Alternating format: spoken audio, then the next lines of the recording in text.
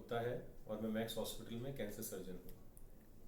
Sir, हम देख रहे हैं कि बहुत ही कम उम्र के लोग कैंसर से पीड़ित हैं। रोकथाम योग्य कैंसर को कम करने का सबसे प्रभावी तरीका क्या है? देखिए, प्रिवेंटेबल कैंसर्स को रोकने के जो रूटीन तरीके हैं वो है कि आप रेगुलर डेली एक्सरसाइजेस करें, एक संतुलित आहार खाएं और बीड़ी सिगरेट तंबाकू से दूर रहें। सबसे प्रभावी तरीके की बात करूं तो 90% ओरल कैंसर्स का कारण तंबाकू या उसके उत्पादकों का सेवन है और ओवरऑल 50% कैंसर्स के कारण में भी तंबाकू एक भूमिका निभाता है। तो अगर हम तंबाकू या उसके उत्पादकों का सेवन किसी तरह से कम कर सकेंगे तो हम प्रिवेंटेबल कैंसर्स को प्रभावी तरीके से डेफिनेटली कम कर पाएंगे। सर, क्या आप हमें तंबाकू से होने वाले हानिकारक प्रभावों के बारे में जानकारी देंगे सर? तंबाकू से होने वाले हानिकारक प्रभावों में सबसे इम्पोर्टेंट ऑब्वियसली कैंसर है।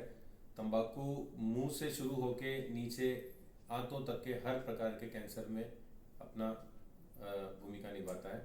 मोस्ट कॉमनली ओरल कैंसर्स यानी मुंह और गले के कैंसर्स, नीचे जाएं तो अन्न नली का कैंसर, फेफड़ों का कैंसर, पेट का कैंसर, यहाँ तक कि पेशाब की थैली और स्क्रोटम तक के कैंसर में तंबाकू एक मुख्य कारण है। न सिर्फ कैंसर, तंबाकू शरीर के हर हिस्से को प्रभावित करता है। हार्ट की बीमारियां, BP, peripheral vascular diseases, lung की बात करें तो क्रोनिक ब्रोंकाइटिस, एम्फाइसीमा, प्रेगनेंसी में बच्चों का लो बर्थ वेट होना या प्री मैच्योर बेबीज का डिलीवरी होना, इवन बच्चों के फेफड़ों पर भी तंबाकू बहुत ज़्यादा असर करता है। तो न सिर्फ कैंसर बल्कि शरीर के अन्य सभी हिस्सों की बीमारियां भी तंबाकू के कारण होती है।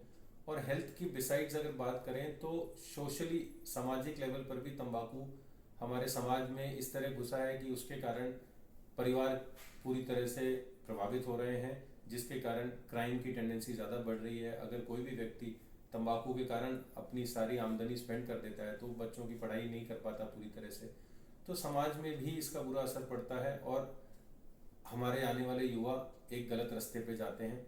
और समाज के अलावा इकोनॉमिकल बर्डन भी है, पैसा सारा इस पे व्यर्थ हो रहा है जो कि एक कंस्ट्रक्टिव वर्क में इस्तेमाल हो सकता था। इसके अलावा इकोलॉजिकल यानी पर्यावरण पे भी इसका असर होता है। तंबाकू की खेती के कारण जो हमारी रूटीन कैश क्रॉप्स हैं उनकी जगह तंबाकू की खेती हो रही है, पेड़ों को काटा जा रहा है और तंबाकू सिगरेट बड से जो लिटरिंग हो रही है वो एक नॉन बायोडिग्रेडेबल सोर्स है जिससे कि और गंदगी फैलती है। सो कैंसर, बीमारियां, पर्यावरण, क्राइम, इकोनॉमी, सब चीज़ों पे तंबाकू का असर हो रहा है। सर, आपने तंबाकू के सेवन के कारण कैंसर के कई मामले देखे हैं। रोगी और उसके परिवार को इस दौरान किन किन परिस्थितियों का सामना करना पड़ता है? क्या आप ऐसी कोई कहानी हमारे साथ साझा करेंगे? बिल्कुल। कैंसर का होना एक तरह से एक डेथ सेंटेंस है। जैसे ही मरीज को पता लगता है उसको कैंसर है, मैं उनके चेहरा पढ़ पाता हूँ, उनके पैरों के नीचे से ज़मीन खिसक चुकी होती है और उन्हें समझ में नहीं आता कि अब आगे क्या करना है और क्या उनका भविष्य है।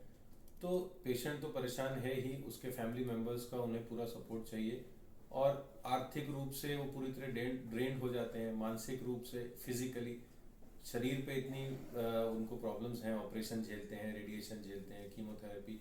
तो ना केवल शारीरिक तौर पे, मानसिक तौर पे, आर्थिक तौर पे, सामाजिक तौर पे हर तरह से वो पेशेंट प्रभावित होता है।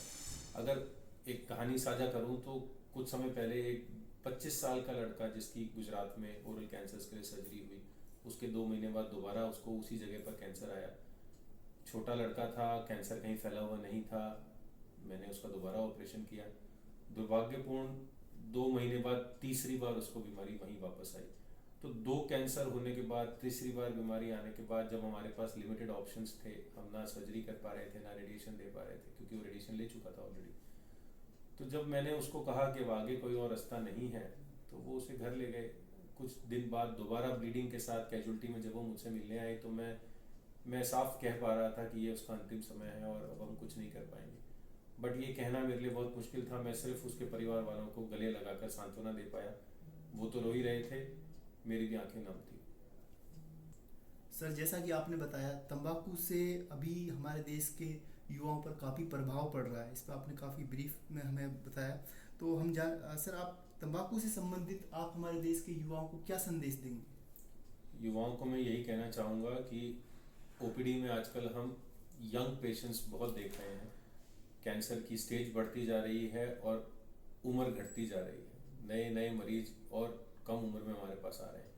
और युवा हमारे देश का भविष्य है। तंबाकू की लत में वो न सिर्फ अपना भविष्य बल्कि पूरे देश के भविष्य को खतरे में डाल रहे हैं। तो मेरी उनसे यही एक इंतज़ा है कि वो पीयर प्रेशर में आकर या जोश जोश में या सिर्फ किसी ग्रुप और अपने कॉलेज या स्कूल के फेमस ग्रुप में एंट्री लेने के लिए तंबाकू का सेवन ना स्टार्ट करें, क्योंकि आगे चलकर ये डेफिनेटली उनको परेशान करेगा। और एक जिम्मेदार नागरिक होने के नाते वो इस चीज़ से दूर रहें और देश के कंस्ट्रक्टिव कामों में अपना योगदान दें। Support tobacco free youth campaign and take a pledge for life against all tobacco products. Thank you.